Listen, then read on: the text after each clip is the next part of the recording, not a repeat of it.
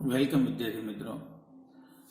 આજે આપણે ધોરણ 12 વિષય ગણિતમાં 7મું ચેપ્ટર સંકલન એનો અભ્યાસ કરીશું. તો સૌપ્રથમ સંકલનની સંકલ્પના સમજી લઈએ. આપણે વિકલન ભણી ગયા છીએ.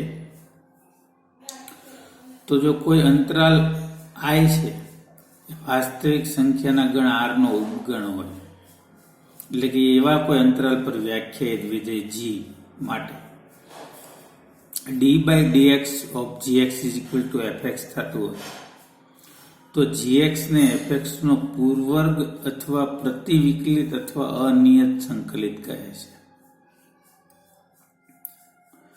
gx નું વિકલન fx થાય છે,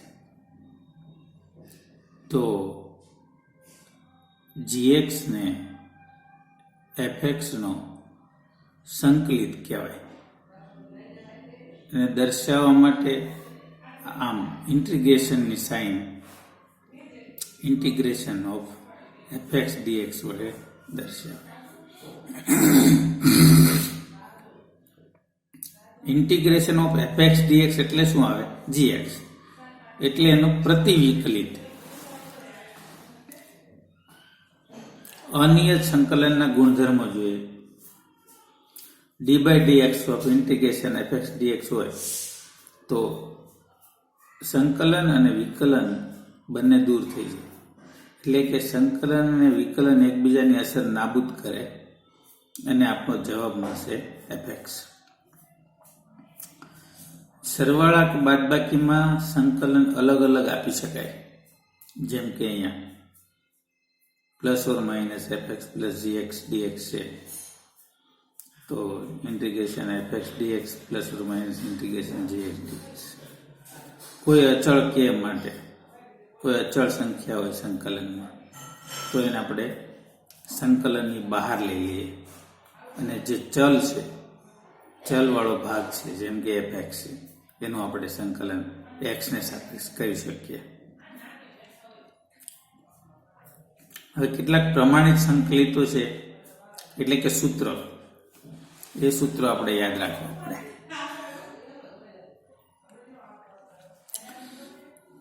સૂત્રોમાં પહેલું છે સંકલન x ની n ઘાત dx. ઇન્ટિગ્રેશન અને dx એ સંકલનનું ચિહ્ન છે, સંકલનનું સંકેત છે.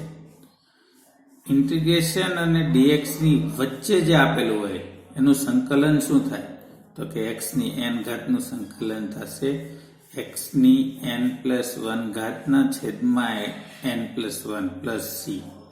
આ જે c છે એ સ્વેર અચળ છે, એ બદલાતો રહે દરેક વખતે, એ સ્વેર અચળ છે.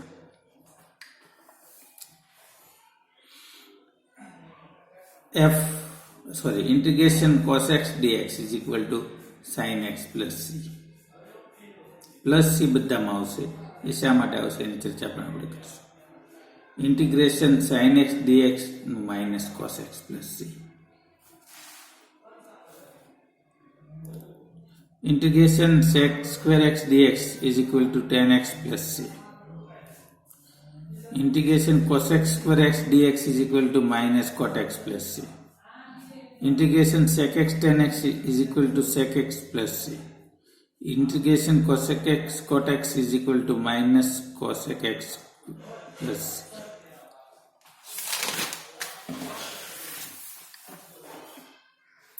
ત્યાર પછી જો integration of 1/x તો થશે log mod x plus c. Integration a raised to x dx, a raised to x upon log x by g plus c. e raised to x નું સંકલન થશે e raised to x. e raised to x નું વિકલન પણ e raised to x જ થાય. e raised to x નું સંકલન પણ e raised to x જ થાય.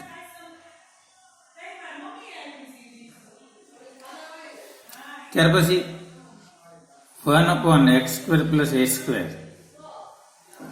is equal to 1/a tan inverse x by a plus c. a² minus x² હોય વર્ગમૂળમાં 1/√a² minus x² is equal to sin inverse x by a plus c.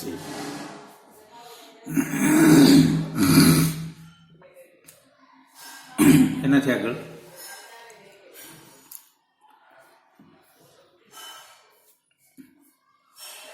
dx upon mod x into square root of x² minus a² is equal to 1/a sec inverse x by a. Integration x² plus a² log mod x plus square root of x² plus a² plus c. Integration 1/x² minus a². તો પણ આવું આવશે log mod x plus square root of x² minus a² plus c. 1/x² minus a² dx is equal to 1/2a log mod x minus એના છેદમાં x plus a.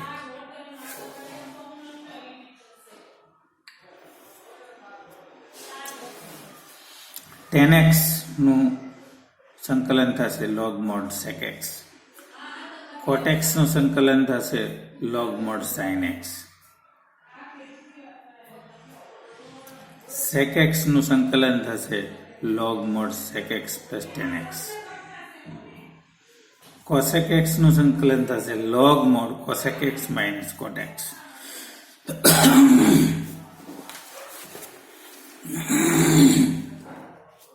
ને એક છેલ્લું integration 1 dx હોય 1 નું સંકલન x ને સાપેક્ષ x થાય.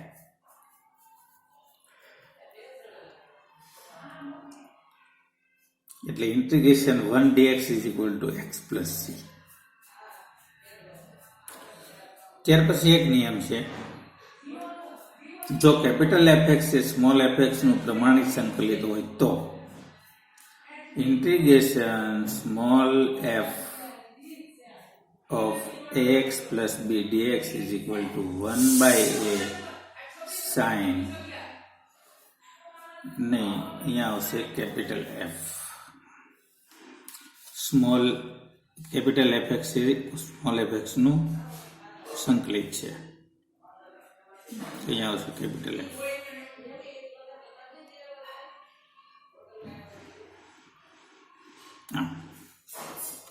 તો x ના સાથે જે ગુણાકારમાં છે એને આપણે 1 ના છેદમાં લેશું અને બાકી જે સંકલન થતું હોય એ પ્રમાણે થાય. તો small f of ax plus b નું સંકલન થશે capital F. ax plus b તો ax plus b છે, પણ x ની સાથે જે ગુણાકારમાં છે એને 1 ના છેદમાં લેવાય. એ આપણે હમણાં ઉદાહરણ દ્વારા સમજીએ. તો સ્વાધ્યાય 7.1 માં છે પ્રતિવિકલિત એટલે સંકલિત મેળવો. પ્રતિવિકલિત એટલે સંકલિત. sin 2x જો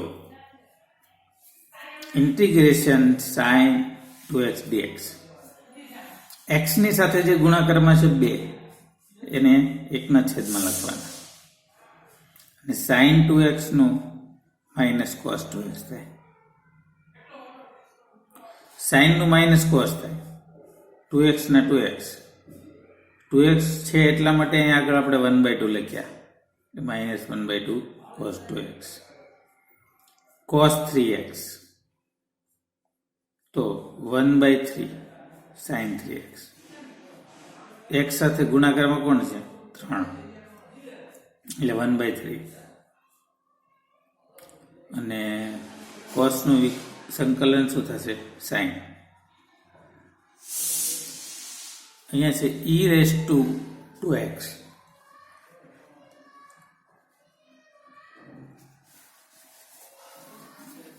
તો x ના સાથે ગુણાકારમાં કોણ છે 2 તો 1/2 e⁻²x + c integration ax + b નો સ્ક્વેર dx. તો અહીંયા 1/a આવશે, x ની સાથે ગુણાકારમાં એ છે એટલે 1/a આવશે. સ્ક્વેર છે તો ³/3 થઈ જશે. તો 1/3 ax + b નો ક્યુબ + c.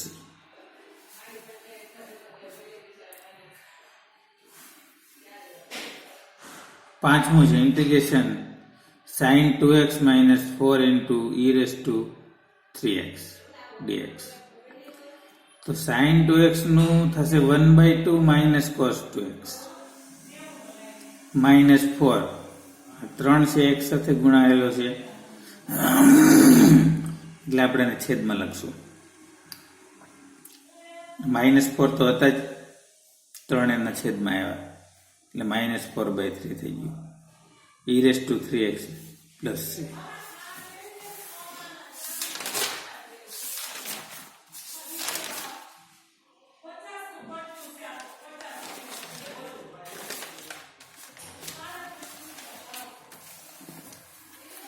નીચેના સંકલિતો મેળવો.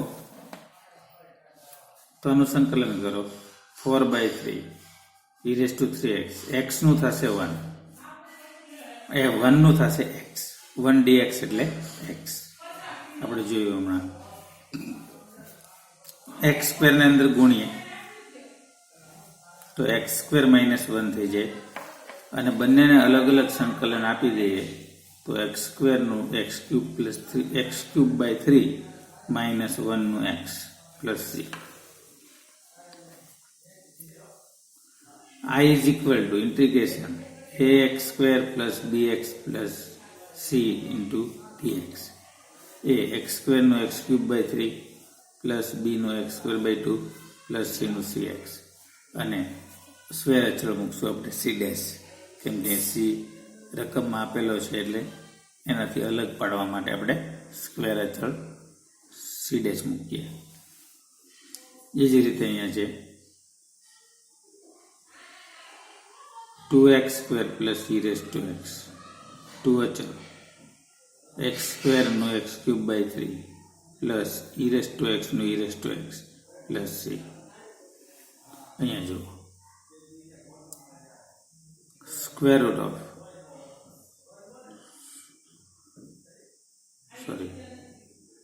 in the bracket √x - 1/√x નો હોલ સ્ક્વેર. તો આનો હોલ સ્ક્વેર કરો, a - b નો સ્ક્વેર, a² - 2ab + b².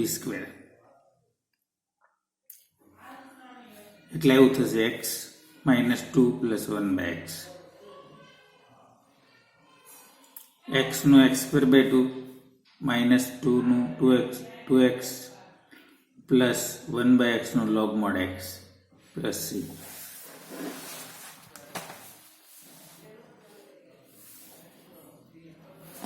અગિયારમો દાખલો છે.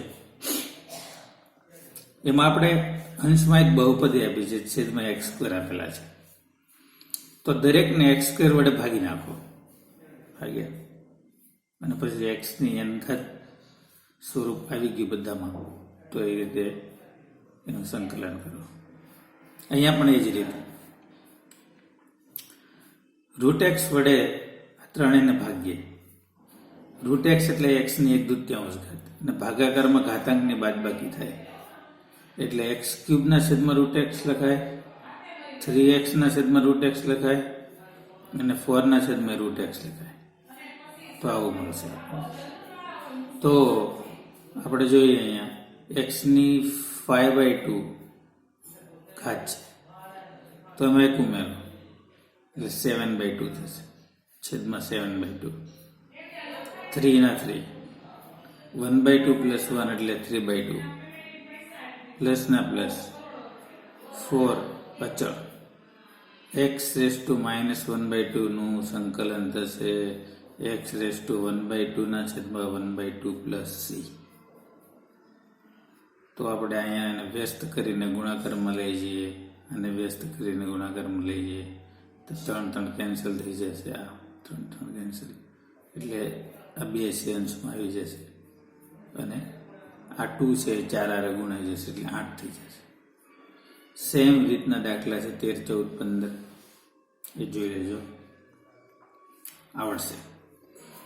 16મો જે અલગ પડતા હોય એની ઉપર આપણે વધારે ધ્યાન કેન્દ્રિત કરીશું. 16મો છે I is equal to integration 2x minus 3 cos x plus e raised to x dx. 2x તો 2 અચળ x નું x square by 2 -3 ના -3 cos x નું sin x e raised to x નું e raised to x. આ જવાબ.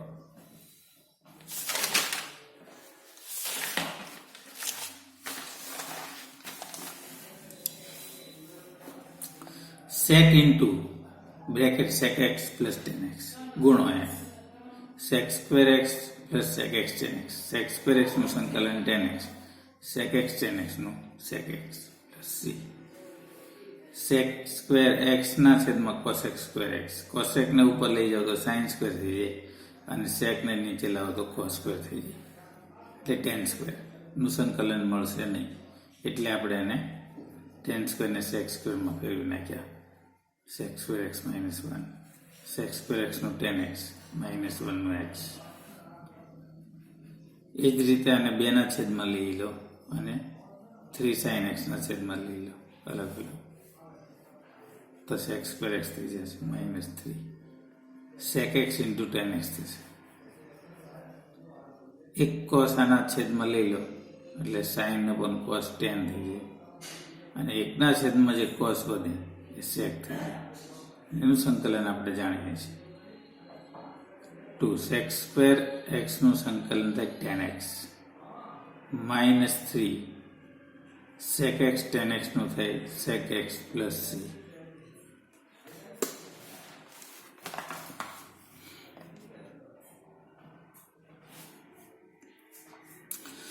જો d by dx of fx is equal to 4x cube minus 3 by x raised to 4, 3 upon x raised to 4 અને f of 2 is equal to 0 હોય તો f of x is equal to ખાલી જગ્યા.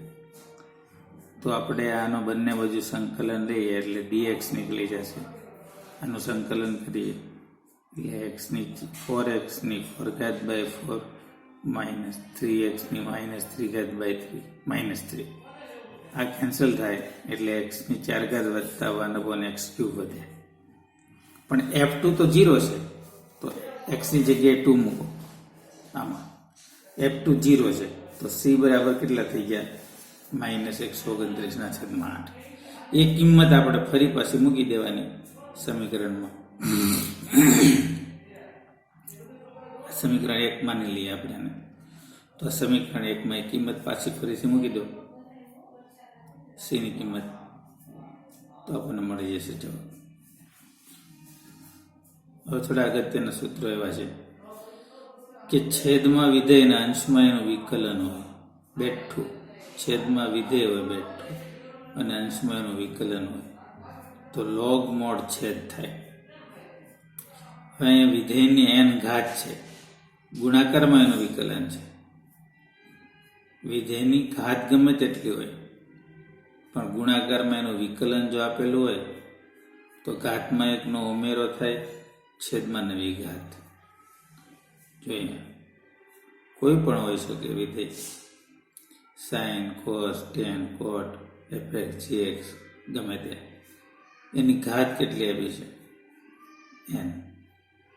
તો બાજુમાં એનું વિકલન છે fx નું વિકલન f dash x, તો વિધેયની n ઘાત બાજુમાં વિધેયનું વિકલન, તો x ની n plus 1 upon n plus 1 plus c.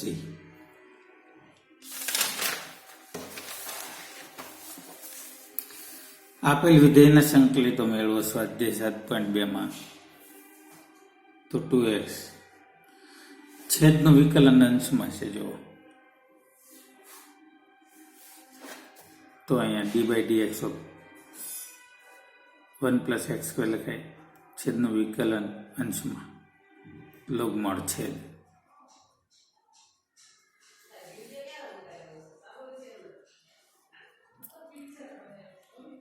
log x નો સ્ક્વેર ના છેદમાં x, log x નો સ્ક્વેર ઇન્ટુ 1/x, વિધેયની n ઘાત, n એટલે 2 ગુણ્યા એનું વિકલિત 1/x, log x નો square into d/dx of log x, log x નો હોલ ક્યુબ બાય 3. ત્રીજા દાખલામાં જોઈએ, આમાંથી x કોમન કાઢો અને 1/x લખીએ તો છેદમાં વિધેય અંશમાં એનું વિકલન 1 નું 0 log x નું 1/x, એટલે છેદમાં વિધેય અંશમાં એનું વિકલન તો log મોડ છેદ.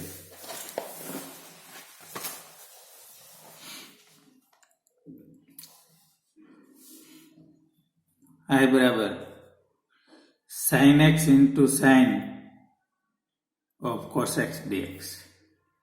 અહીં આપણે આદેશ લેવો પડશે. cos x બરાબર આપણે t આદેશ લઈ લઈએ, વિકલન કરીએ તો minus sin x dx is equal to dt થાય. cos x નું માઇનસ sin x, x નું dx is equal to t નું dt. તો sin dx is equal to minus dt. I is equal to integration sin cos x into sin dx. તો અહીંયા આપણે cos x is equal to t આદેશ લઈ લીધો. cos x is equal to t. જો એ કિંમત આપણે આમાં મૂકીએ. cos x બરાબર t આદેશ લીધો, અહીંયા sin x into sin of cos x dx. cos x બરાબર t આદેશ લીધો, વિકલન કર્યું, માઇનસ sin x dx બરાબર dt. તો આ sin x dx જે છે, sin x into dx એને બાજુ બાજુમાં લખ્યું, એની કિંમત કેટલી થાય? Minus dt. તો એની જગ્યાએ લખ્યું માઇનસ dt. sin ના sin, cos x એટલે t, તો minus sin t dt, minus sin t નું minus cos t plus c, minus minus plus cos t plus c. t ની કિંમત પાછી મૂકીએ,